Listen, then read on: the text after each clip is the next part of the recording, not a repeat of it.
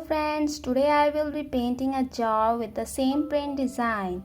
I am making it for my niece who's 9 months old and she absolutely loved this design. That's why I am creating the same print for her. This design is really attractive, especially for kids. The yellow base with a watermelon touch on top looks stunning. Let's get started without wasting any time. I will show you how to paint this design in a committed box. Please let me know what kind of painting video would like to see.